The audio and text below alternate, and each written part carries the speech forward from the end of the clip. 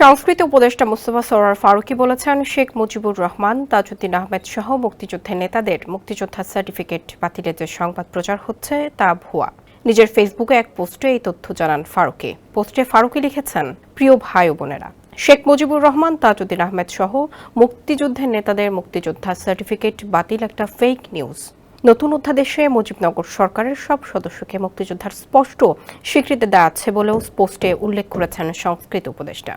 মুক্তিযুদ্ধে নেতৃত্বদানকারী Sheikh Mujibur Rahman, Syed Nazrul Islam, Tajuddin Ahmed, M Mansur Ali, HM. Kamruzzaman সহ 1970 সালের নির্বাচনের বিজয়ী 4 শতাধিক রাজনীতিবিদের মুক্তিযোদ্ধা স্বীকৃতি বাতিল করা হয় বলে গণমাধ্যমে খবর আসে। স্যান্ডেলিনা সো, রূপচর্চায় আভিজাত্য।